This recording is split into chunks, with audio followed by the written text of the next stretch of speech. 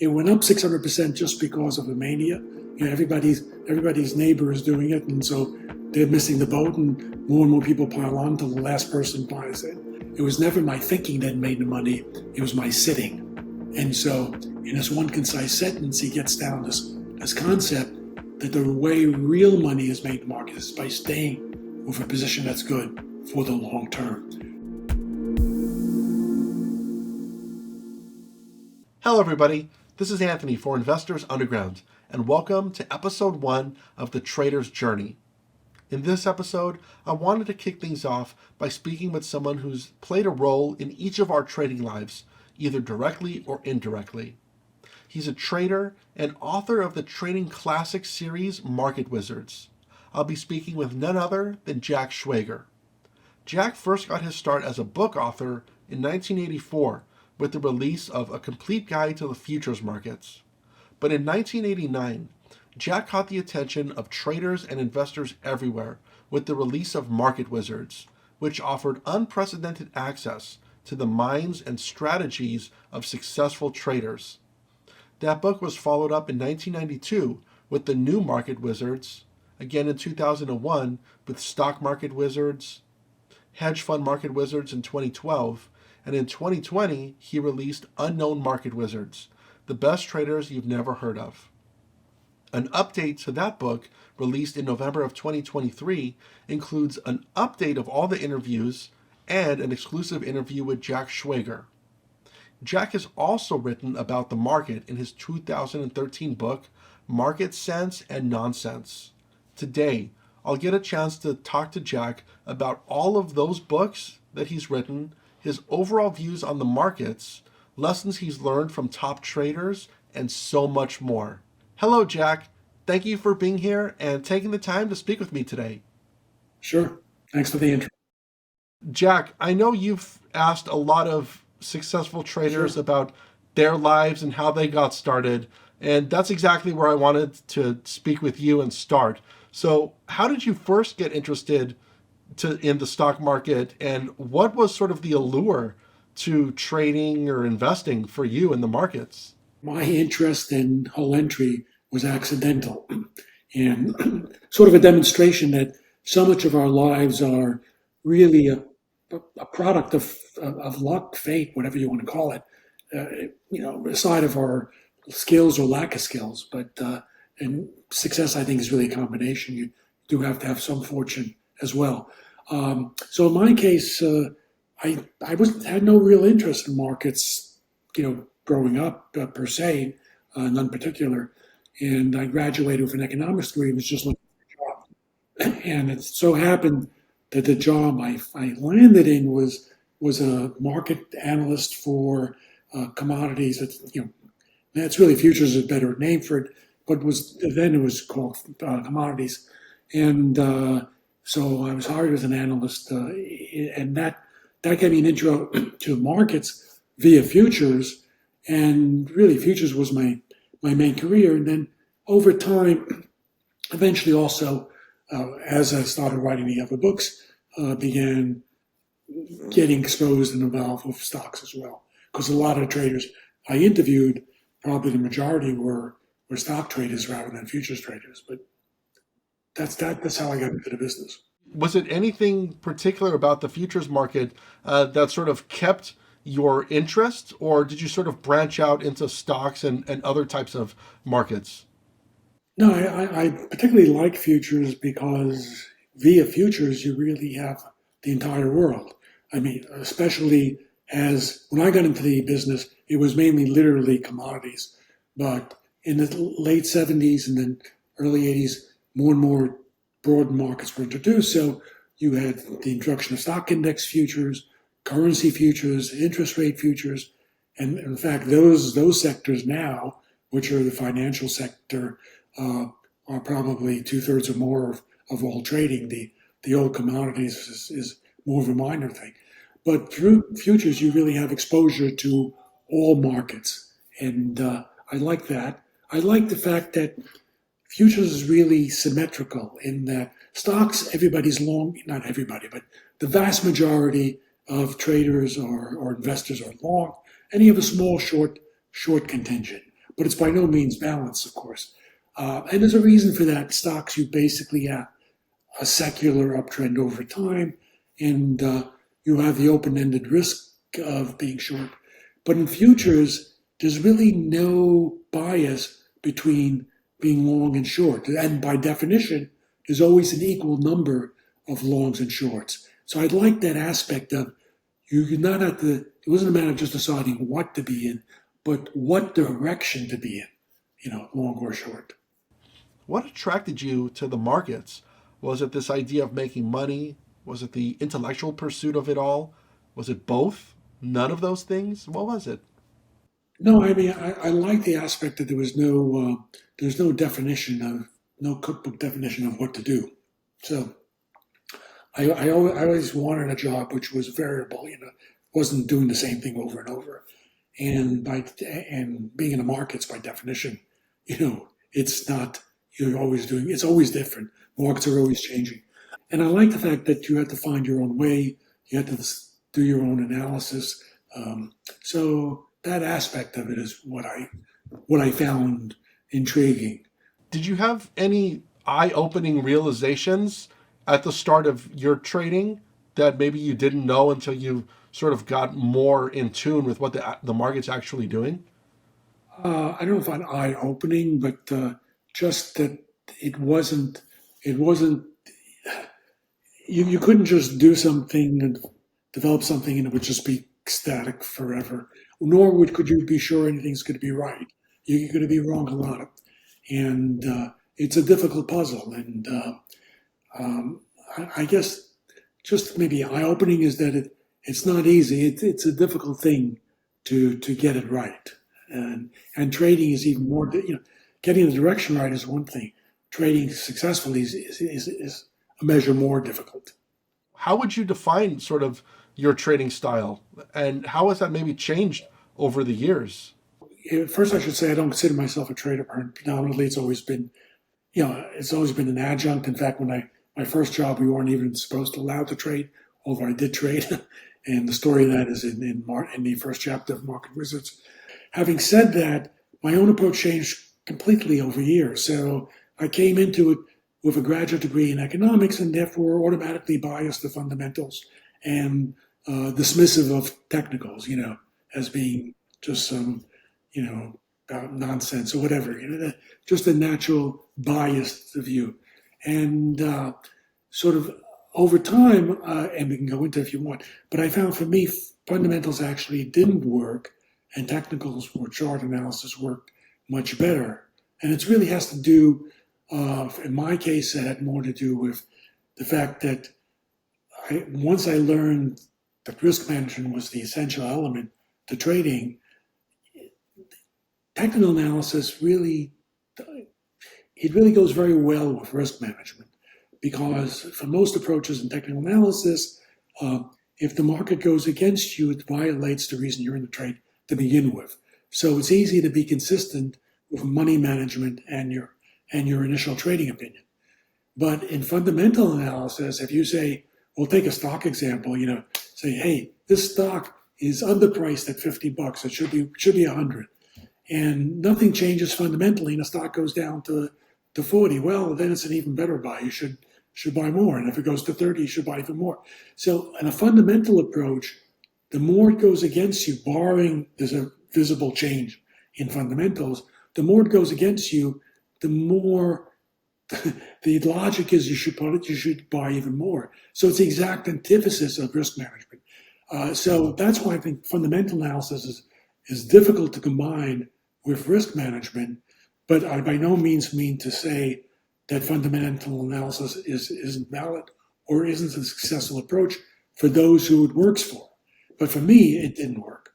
Sort of as a general sort of philosophy and outlook on the market, I know you sort of pitch this idea and posit this idea of the deficient market hypothesis, as an alternative to what many sort of consider as efficient market hypothesis. Can you talk a little bit about that and sort of how you came to that conclusion and how you approach markets?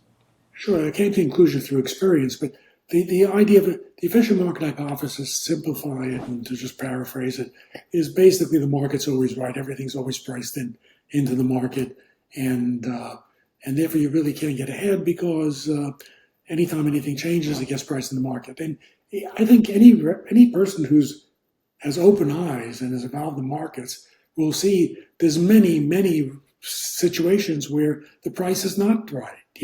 Just by it, you take it. I mean, just recent examples. Take something like GameStop, right? No way that stock should ever. The fact that the stock at one point went to 500 doesn't mean that it was right in the market. It was completely absurd. It was just complete human emotion and had no bearing whatsoever to the stock's value. Now, currently something like DJT, same thing. I mean, the stock really, no way it should be worth more than single digits and probably low single digits. And eventually it's going to end up there. But in the meantime, first day of trading it goes to 70. Does that mean that the price was right? So I think the whole concept that the market is always right is wrong, and things get absurdly priced. And that's how the markets are not efficient. They're not efficient because human emotions can have a very large impact. Now, the markets in broad sense act like they're efficient because they're difficult to beat. But the fact that they're difficult to beat doesn't mean that they're efficient. It's a flaw in logic to look at it that way. Mm-hmm. Okay. Thank you. Yeah, I think that makes sense. And a lot of traders, especially those who are on the opposite side of some of those short squeezes, definitely, feel the same way. It's not a matter of the stock is inherently worth more and that's why they're losing. It's more a matter of too many people maybe stuck in a position and getting squeezed out, as we saw so many times in a number of stocks over the years. And that's why you get the bigs up and down. Famous example would be like the internet stocks at the late 90s into 2000. You had a year and a half where the internet stocks go up 600% and the index. And then in 17 months, the same period, they go all the way back down again. And I defy anybody to go back and find the developments that would explain why it went up 600% and the developments why it went down 600%. It went up 600% just because of the mania. Everybody's neighbor is doing it, and so they're missing the boat, and more people pile on until the last person buys it. And then, the music stops and it goes all the way back down again. That's the explanation. It's not that the market was efficient. The market was inefficient, really, going to those extremes. And, going down, you can argue it's efficient because it's correcting to a valid level. Is there anything you think traders should keep in mind, or even investors, in trying to pick an entry or an exit position and keeping sort of in mind this idea that the market isn't always efficient? Well, it's just merely the main point is simply that it is, if the markets are not efficient, then theoretically it's possible to beat the markets. I mean, that's really the key point. Whether you're interested in testing out some new proprietary trading tools or simply networking with other experienced traders, Investors Underground has something to offer traders on their trading journey. You'll have access to courses and mentors to learn from, some of the best technology available for scanning stocks and breaking news, and access to the chat rooms where you'll find a vibrant community of focused traders who share their trade ideas in real time each day. IU members also have access to the morning broadcast where Nate and the IU moderators share their trade ideas for the day ahead during the pre-market session. Members have access to the midday study sessions with Stan, the midweek study sessions with Sam, webinars, moderator watch lists, and all the other resources that Investors Underground has to offer. Listeners of The Trader's Journey can access special deals for membership available at investorsunderground.com/journey. And now, back to our episode with Market Wizards author Jack Schwager. Can you talk a little bit about what it was like to write that first book about futures and what sort of the origin was for that? I had been in the business for about 10 years at that point, and I didn't think there was actually a good, broad, general book on futures. So I took a sabbatical to write one, and it was simply a matter of, I thought I could write the best book on futures at that time, So that was my goal. It was simply, it wasn't to make money. I should be clear because, writing a book, an analytical book of that type, has limited potential. And there's a whole section in that book which is statistical in nature. And I knew by putting that whole section, and that was an enormous amount of work, I knew by putting that section in, it would decrease sales. I think I don't know if anybody said it or it was just my own thought, but I think the sales of a book are inversely proportional to the number of formulas in it. So I wasn't trying to make money. I was simply trying to write the best book. And people, and I said, people, I think in the book I said you can skip this section if you're not interested in it. But that was my goal, and it was difficult because this was pre-PC. PCs existed in their infancy, but I wasn't using it. So everything had to be done by hand. So charts, I had to do by hand. Any statistics I was doing multiple regression. I had a calculator. I was actually doing these things by hand. So everything took a long time, plus the writing, and it's a long book.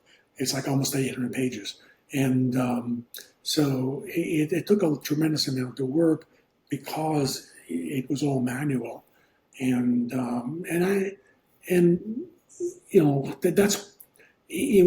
could never do it again. I mean, I just had the energy and the focus to do it at that point. What was the reception like for that book from your point of view? Oh, it did fine. I mean, for that type of book, it did well. And in fact, it ended up being kind of maybe the best. If there was a financial reward to that book, the best thing was that it was the trigger for my writing Market Wizards, because I had the Market Wizards idea, but I was at the time a research director, which was a more than full-time job, and I just didn't have time. I really didn't have the time, but I got approached to do more analytical books, and I told the publisher or the editor I had no interest, but this is by another editor, another house, and I told them I wasn't interested. But if I ever did another book, I told them the Market Wizards idea I had, and he said, "Fine, do that." And it was the catalyst of that little push. I said, "Okay, I did it." So that was a nights and weekend type of thing. And while I was writing it, it was really intense because full-time job plus the book. But that's how that book came about. If you had to maybe amend or write another chapter to that book, which, as you've said, is a long book, what would you write about? Would it be about the change in futures markets over the years? Would it be about something else? To be fair, I did update the book in 2017, so there is an updated version, and the updated version is shorter actually than the original version, and I actually took some stuff out, and there wasn't. I didn't cover new topics that I didn't cover in the old book really, because things that changed didn't really change the analysis. So what changed? I mean, went to electronic trading, big change, but that didn't change the analysis. The whole computerization thing, big change, but the discussion of fundamental analysis and technical analysis in that original book was still valid. It didn't change that. So the big changes we had in the markets didn't really change the analytical solidity of the original book. You mentioned Market Wizards, the series that I'm assuming most people know you by. Can you talk a little bit about what it was like to write that very first book, Market Wizards, and did you ever think that it was going to be as popular as it eventually became? Yeah. So first of all, that was a more fun book to do, which I knew it would be, which is the reason I didn't want to do, another analytical book. I wanted to do a more general audience book. So that was more of it was actually an idea that appealed to me because I wanted to do it. Sort of having an excuse to go around the country and interview some of the world's best traders, and writing about the experience of doing that, and writing up the actual interviews, writing up the insights gained from those interviews. So that was kind of it was a fun project to do in that sense. Did I ever think it was going to be as successful? Well, I wrote it with the intention that And I still remember this clearly in my mind when I wrote Market Wizards. There was a book that I had in mind called Reminiscences of a Stock Operator, which is a famous book written in the 1920s, where the protagonist is Jesse Livermore, presumably. The writer was not Jesse Livermore. People, back when I read it, some people thought that it was a pseudonym for Jesse Livermore. It wasn't. Edwin Lefebvre was actually a journalist who wrote a number of financial books. Um, so I had that book in mind, and what I understood was when I read it, I said, "Gee, and this was written in the 20s when there were bucket shops and all these things that were no longer relevant. But the essence of the book and the lessons in there were totally relevant. I was struck by how much sense a lot of his thoughts still made in the markets. And I said, I'm reading this book 60, 70 years after it's written, and it still resonates. So in my mind, when writing Market Wizards, I was trying to shoot for timelessness. This should be something that somebody could read 60 to 70 years. Now, did I think, yeah, this is going to be read? I really didn't think that necessarily or know it, but that's what I was shooting for, a book that had that quality. Um, and of course, once it came out and it did well, but the initial you think, okay, well, hopefully it'll last. But once you get to 10, 20, I guess, what is it, 30 years or more now? So at that point, if a book lasts that long, it's going to be around. So Absolutely. It still is highly relevant today. Were there anything that you learned from, reminiscences that sort of appealed to you in terms of selecting what might be timeless? What makes something timeless? Is it just the markets itself? Is it the human it's story there? Is it a the combination of all of insights. those? It's the insights about trading, and there's lots of.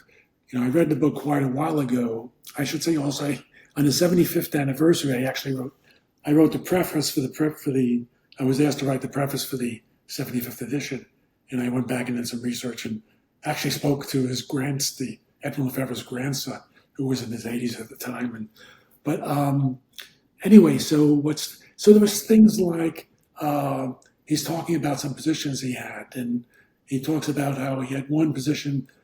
God, let's say call it cotton. I'm going to market and say which was making money, and other wheat that was losing money, and he ended up getting out of the one that was making money and holding the one that losing money. Just talking about how that was one of the dumbest decisions he could make. So things like that, which still, yes, it still applies. It doesn't change, and it applies now too. Or talking about the need for patience in trading. He says something along the line. I'm paraphrasing. It was never my thinking that made the money. It was my sitting.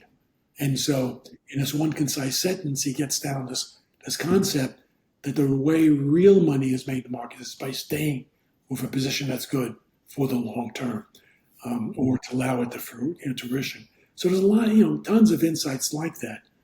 And it's those trading insights that I found personally meaningful, and I guess were the type of things I was looking to draw out from the traders I interviewed as well. About the traders that you decided to interview, you weren't living in the times necessarily of Google and YouTube where you could much more easily research who might be a good fit. How did you find the people? How did you Yeah. decide who you wanted to talk to? And what was your preparation like? Okay, so first, how I found the people. One reason I had the idea of Market Wizards is because I had the advantage of knowing some really good traders, or people who ended up in the book are great traders, and so that gave me a leg up. I knew some, and I knew them like Michael Marcus. I thought my first job being a research analyst, Michael Marcus was clear. I was taking his position. He was leaving to become a trader, and we spoke a little bit.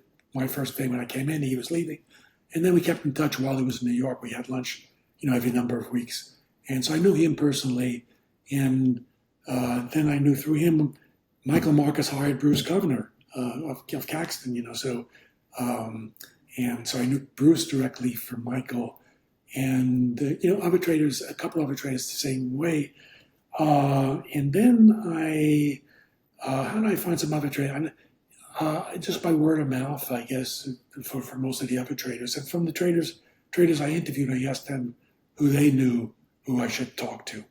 And some people had very few had public visibility, but of the ones that did, I knew just from, even though we didn't have Google, we didn't have the internet per se, but I knew of them, so people like, Jim Rogers, who originally was George Soros' partner and then went off to be his own investor, but I knew him, however, through media. And somebody like Richard Dennis was just so famous, having turned, a sub $1,000 account into 200 million. So anybody in futures knew Richard Dennis. And so, some people I knew through that way. So my preparation, I really didn't do much preparation. I knew, a bit about the background of traders, a little bit, but I didn't do much preparation, nor do I ever do much preparation deliberately, other than, I get the numbers of, the trading history. I know that. And the first Market Wizards book, I made index cards with a stack of questions, which I intended to flip through. But what I naturally evolved to doing was not using those cards directly and just having a conversation. And that worked so well that I just continued that process. So I wanted to let the conversation go where it went and take the tangents where they led. And only at the very end, we were all finished, whenever the interview was finally over, would I say, well, look, I got some questions. I want to make sure I hit all of them. And I flipped through the index cards. In most cases, I had hit the questions anyway. And every now and then there were a couple of questions, but usually not much came of that. So there really wasn't a lot of preparation. The work for the Market Wizards books is not in the interview process, neither the preparation, nor the interview itself. The work is really in taking those sometimes voluminous interviews and boiling them down into readable chapters. Yeah, that's a great point. And every single one of the interviews that you do, there's something very unique about every one of the people. And I always wondered if that was, part of your choosing, what to edit down and to pare it all down and make it manageable and memorable. How much work goes into that sort of editing and deciding what, Yeah. tangents you don't want to leave in. I would say it's 2 to 3% the interview, 97, 98% is the editing. Well, editing, and I would also, there are sections which are not, which are my own writing. So the interview sections themselves probably are 3/4 of the book, and there are introduction sections and summary sections and other chapters, and those are also included in that, 97%. And they come out different. I think a big thing is because the people I'm interviewing, everybody's a different character. So and I'm trying to capture their character. So that's probably one reason. I'm also looking for anything that I find interesting. And so everybody's own story is what I find interesting. And presumably readers find interesting since the books have sold. So is those individual stories, which vary from trader to trader. Are there any particular traders that come to mind in terms of just shocking you in the way that they approached the market or trading itself? Or was everybody sort of similar enough? No, well, no, they're similar. There's certainly a lot of commonalities, and there's a lot of similarity when it comes to stuff like risk management, in that almost all the traders think it's critical, and a lot of the approaches they use may have overlap. So there's where the similarities are, and the approaches can be very, very different, are very different. But ask me somebody who shocked me. There's just, when anybody asks me, or if I get anything like that as a question, there's always one trader I think of immediately, and it's a fellow called Jimmy Paladinas, who is a prop trader in New York. And here's a trader I found because my son out of college his first job was as an intern, a trading intern, and he got he was given to Jimmy Valadimas as an assistant. So at some time he'd been working at the firm for a bit, and he said, "Dad, you wouldn't believe this trader I worked for." And he told me a bit about him. So I was at the time I was good at writing another book, so I figured, hey, it'd be a good interview. Now, Jimmy Valadimas is just, I think the phrase, the first line of that chapter, I believe, is Jimmy Valadimas breaks all the rules, or something along that lines, and he does. And my first line of the summary section is "Don't try this at home," paraphrasing, and I totally believe that anybody reading that chapter who tries to do what he does will go broke. I think the odds are probably 99.9% they'll go broke. But Jimmy Valadimas was very successful, and his approach was always fighting the market, always counter to the main trend. No specific risk management that I could discern, other than diversification. And like I say, if I had just talked to him without knowing that he had done this for quite a while successfully, I would take the bet that he'll blow up. But he had done quite well for a long time. Was one of the best traders at the firm. So maybe the best, I don't know. Just some listeners will be curious, how the hell was he so successful, always betting against the main trend and not using any risk management? He was phenomenally talented in trading against this position. So part of his philosophy, besides always wanting to fight everybody, was that was his nature, was to constantly be taking money off the table. So he'd go short a stock at 80, and it'd go down to 79. He'd take half of it off, and then it'd go up to 81. He'd put more, he'd go short again, but he was constantly taking these small profits. So even when the trend kept on going, and he didn't get the spot anywhere near where this thing eventually topped, he was still pull enough money out that sometimes completely broke even, or sometimes at least moderated the damage. And so that's why he was okay. And of course, when a lot of the markets he did eventually go his direction, and then he got that first wave down, and he made money on that. So, but almost nobody could pull that off. And that's a trader that surprised me. Even having risk management in check, you can go against the market to certain degrees, as long as you've got the other parts of your trading strategy taken care of. Is that about accurate? He was skilled enough at this pulling money off it. The ironic thing I did, it's in the interview. I said to Jimmy, why don't you do the exact same thing you're doing, but do it with the trend? Just take money off the table, but with the trend, and he would have done. But he couldn't do that. It's against his nature. He had to be fighting the market. Mm-hmm. Yeah. It goes sort of just to the idea that our personalities tend to make themselves known in the market. That's critical. See, so he was successful because he was doing an approach that fit his personality.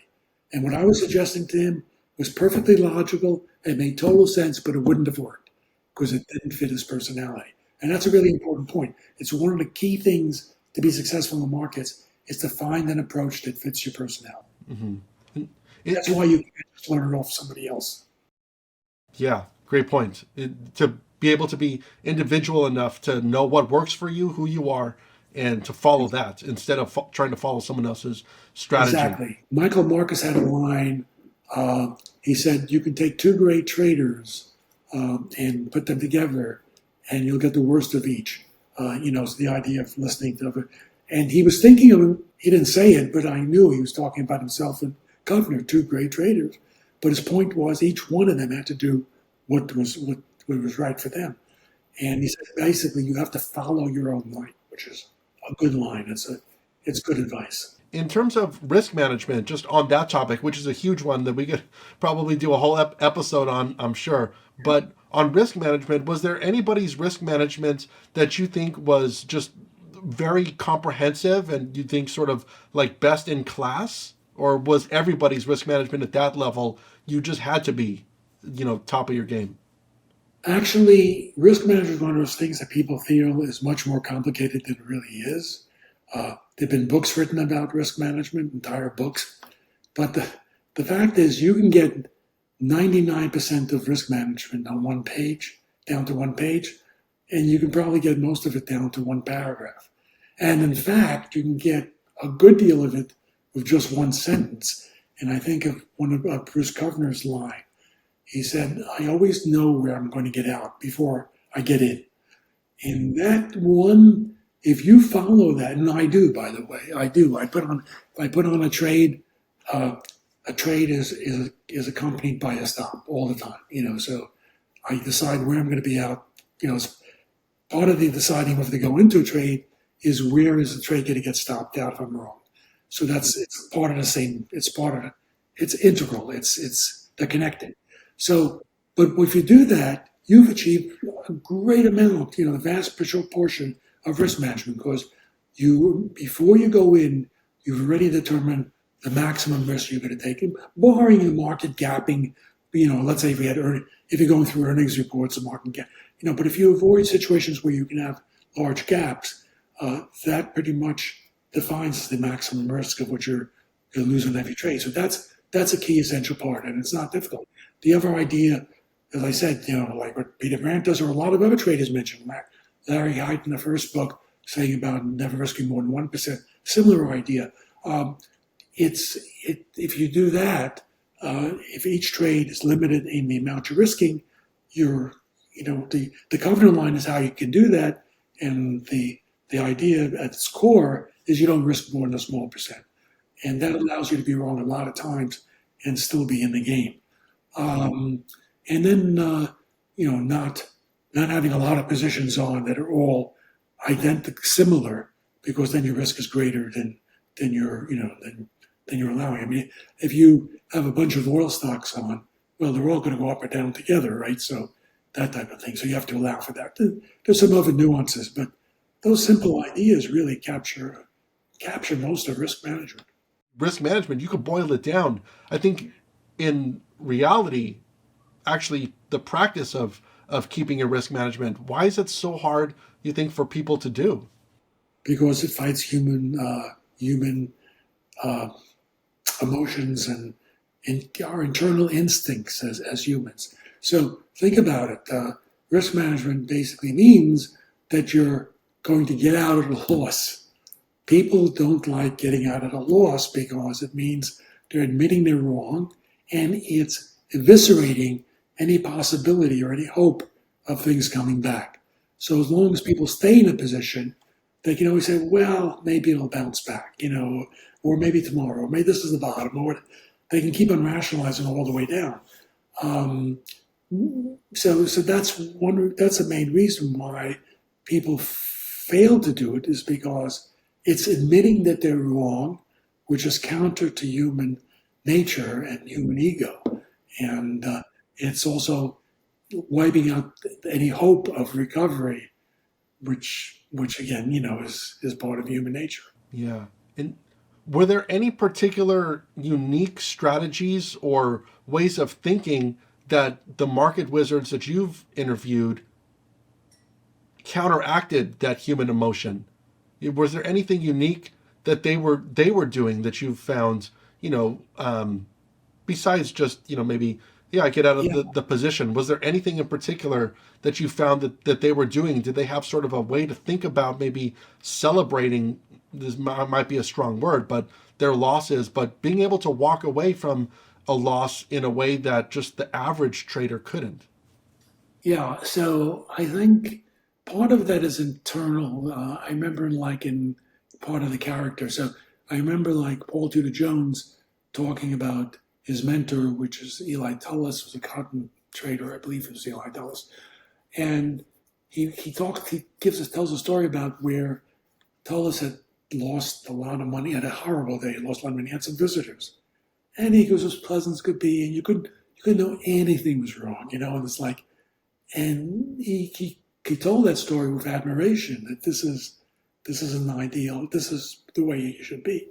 But not everybody can do that. So, like I say, part of it is that internal character to deal with it that way, that you can just absorb it. It's also an attitude of, having enough confidence that you're going to come out ahead in the long run, that you can view any short-term setbacks as just setbacks, and not let it really get you down.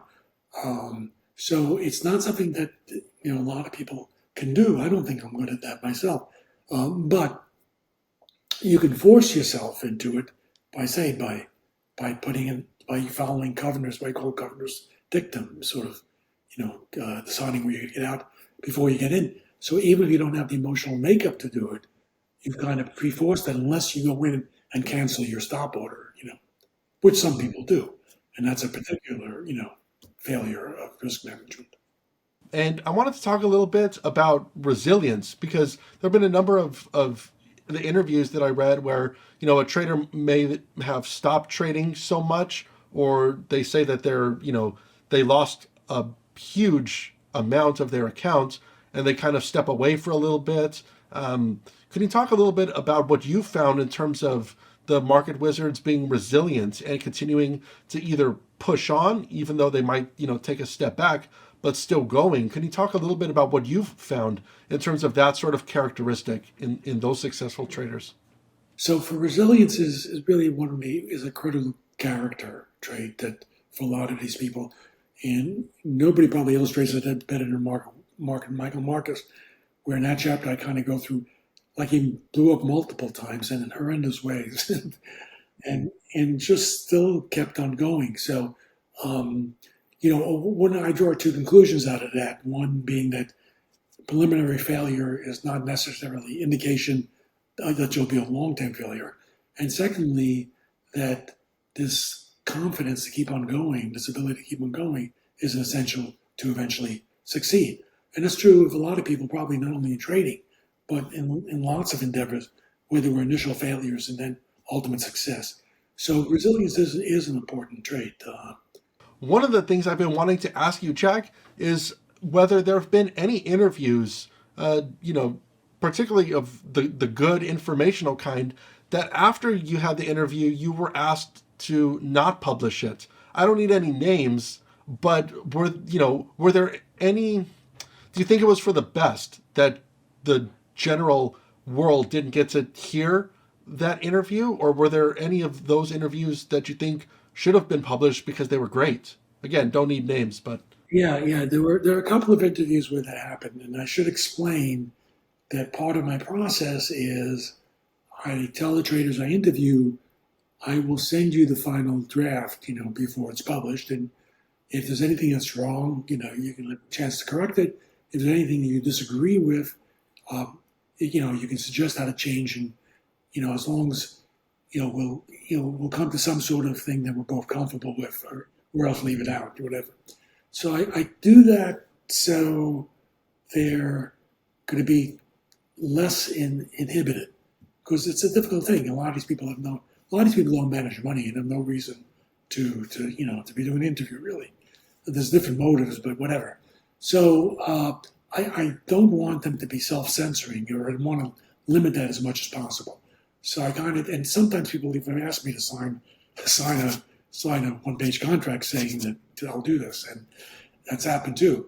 But I do it. So a couple of times that happened where the trader said, you can't use the interview.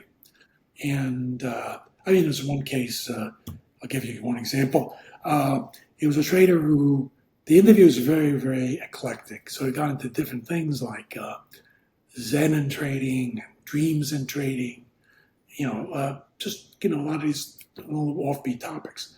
And the interview was interesting. And, I wrote it up, I sent it to him, and I get a call back a week later, and he says, read the interview, it's very nice, but I felt there was a but coming, and the but was I couldn't use it.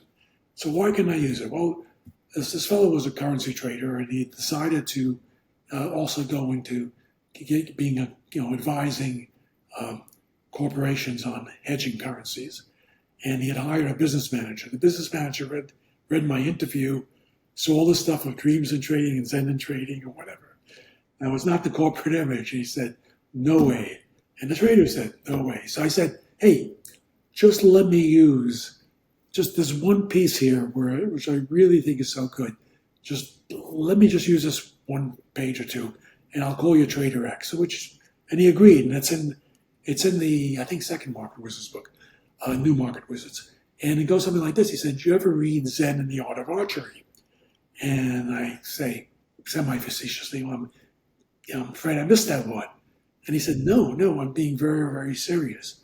He said, in trading, just like in archery, he says, and I'll quote him word for word, whenever there's any effort, struggling, straining, or trying, it's wrong. And that goes to the heart of when people hit these hard periods, sort of when things are not going right, you just can't work harder to make it right. His point was good trading has to be effortless. And that doesn't mean that trading process or trading preparation doesn't require a lot of effort, but the actual act of trading should be effortless. And if there is that effort and struggling and trying and straining, then something's wrong. And so that was an example of a chapter I couldn't use, but at least pulled out the page. And the other interview, I don't remember that much in detail, whether there were critical things in it, but it hasn't happened much. It just happened a couple of times. I wanted to talk a little bit as well about FundSeeder, a platform that you're working on now. Can you talk a little bit about, what your efforts are there and how that, trying to match investors with managers and traders, sort of upends kind of the standard or traditional methods that exist?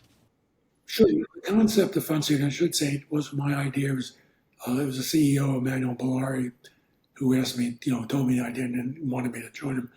But the idea is simply that the belief that there's a lot of traders out there that nobody knows. Actually, it's Unknown Market Wizards is somewhat connected to this, and are very good and will never have a chance to manage any money, even if they want to, because they don't have the pedigree. They didn't go to Yale. They're in some country, not a major Western developed country, or they just don't have the right connections. They don't have the background, but they can trade. Okay, so this was the premise, and so the idea of FundSeeder was to have a platform where people could get free analytics on their trading, all sorts of statistics and charts diagnosing their trading. But we would basically get the data of those traders, and they would link their accounts to FundSeeder. So by linking their accounts, we're getting the results from the broker, not from them. So you're looking at real things, not made up things. But in any case, that was the basic concept, and essentially, it's true in the fact that there are, as Emmanuel thought, there'd be some small percentage of traders that have exceptional, ability. And some of the traders from Unknown Market Wizards indeed came off of, FundSeeder connections. There's a technology side, which is the platform of the trader analytics. The investment side is only at its infancy and looking now to be formulated. And the idea is there to form a fund or some investment product or an index. We've had an index based on the traders in the fund, and you're picking the best trader up to each point in time, and then assuming they get the equal allocation for the next month. And that index has done phenomenally well. So we were just looking for a partner to on the investment side. So my involvement was basically in helping structure the original analytics, and sometimes I interview traders, whatever. But I've not really had I have no function in the actual marketing side or the development side or the investment side. When there's an investment product, I'll probably have some involvement in maybe, interviewing traders and stuff like that. I was going to ask if there's any key characteristics that you think make a trader stand out to potential investors. I look at return risk predominantly. My first filter is something I call a gain pain ratio, which ideally using daily data essentially sums up all the returns and divides it by the sum of all the losses. And I look at that, ratio. So, all the returns include winners and losers, and then divide that by all the losses, and on a daily basis. So you basically, any down day gets captured and has an impact on the index, on the ratio. And I like that, and I find that return risk measures is very good at highlighting potentially superior traders. Return alone is not good because you can have people be right on one trade or have spectacular returns or whatever for a short period, for some period, and you can then still be vulnerable to a lot of losses. And that's the first line is looking at a return risk ratio of that type.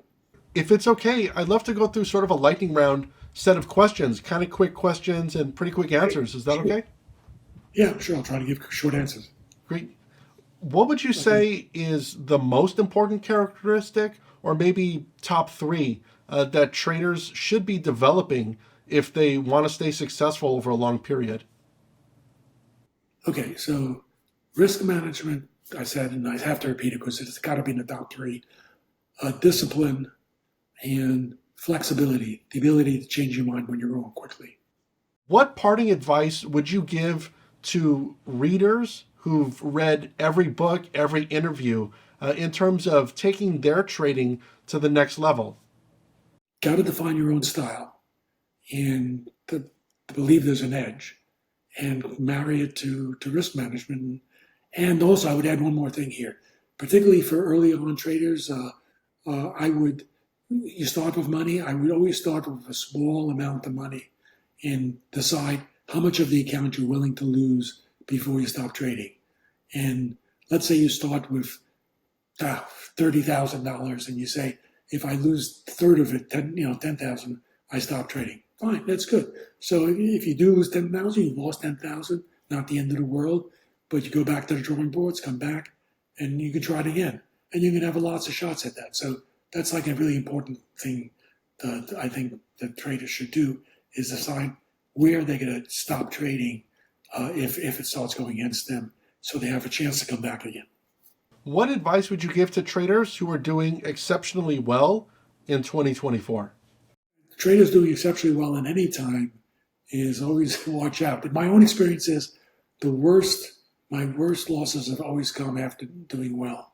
And I find that's been true for a lot of the traders that I've interviewed. And there's a couple of reasons for that. One is, if you're doing really well, you tend to get more complacent and you get sloppier, and you start doing stuff that maybe you wouldn't do otherwise. So, that's human nature again. So you got to be careful. So the advice is, maintain the same discipline and caution. For traders who are struggling in 2024 or any time for that matter and are considering quitting, what advice would you give to them? If you're struggling and things are not going right at any point, 24 any other time, just stop, take a break. Now, taking a break could be a day, a week, a month, 3 months, it depends, But when is it time to come back in? When you have the desire to come back in. You need to clear your head and you need to want to trade again. And, that's when those things are aligned again, you can try it again. But you need to break the process. One question I asked, lots of traders was, how do you handle a losing period? And the answer always is, take a break, or otherwise, in some cases, the answer would be tremendously cut your position size. So while you're trading, it doesn't mean that much anymore. Is there one particular interview or book even that you are especially proud of? Yeah, I've thought about this question before, and not really. I don't, among all the books I've written, I can't say I really, feel most strongly about. Certain ones are like the original Futures book was probably the thing that took the most work, and is maybe in a sense a big achievement. But all the Market Wizards books, in their own right, I think because they've been successful and have resonated with so many people, I have the same feeling. And in book Market Sense and Nonsense, I personally like because it gave me the chance to air some of my beefs with the way people look at markets. I just want to underscore Market Sense and Nonsense. I almost finished reading this past weekend, and it's exceptional. So anybody who thinks that what Jack does is just all Market Wizards is in for an awakening, and I hope they check out that book. It really is phenomenal. And thank you very much. Another question I had, Jack, is when you're not focused on the markets or interviews or writing, what do you do to sort of step away from the stress of all of that? Yeah, so right now, in my current point in life, it's stepping away, which is predominant. So I'm out of the phase where I produced all those things, and I really my days are more leisurely now. I'm sort of, unless I write another book, I'm more retired than not, and my typical day depends where I'm at. But this time of year, in my current location, I kayak in the mornings, and so. It depends. A couple of years ago, I was in Colorado, so I'd be hiking or cross country skiing, depending on the season. So I'm kind of just doing some physical stuff, basically, and then reading and occasionally do something, but work wise, but very, very limited. If you could interview anybody, trader or otherwise, throughout history, who do you think it would be? Oh, it would be George Soros, because I think one of the most phenomenal traders that ever lived. And I tried a couple of times to get to interview him. I never got past his circle of people, and for whatever reason, just never gotten him to agree to do the interview. But that was the one interview I really wanted to do that I never got to do. For those who would like to learn more about you, Jack, how can they do so? In Unknown Market Wizards, as you mentioned earlier in your introduction, the last chapter is a chapter where I'm interviewed by my son, actually. And so somebody wanted to know my personal history, besides what we've discussed here, that's the source. And other than that, funds, not about me, but FundSeeder does have a website, obviously, FundSeeder.com. And I have my own website, but I don't update it. But it does have just basic information, and that's just my name, JackSchwager.com. Jack, it's been an honor getting to speak with you today. Thank you so much for speaking with me, and I hope everybody finds this interview as useful and absolutely fun as I have. Well, thanks, Anthony. I appreciate it. Thank you. We hope you enjoyed this episode of the Trader's Journey podcast. We have other content we believe you might also enjoy, so don't forget to subscribe. You'll be notified of upcoming releases the moment they become available. Thank you for watching. Thank you for listening.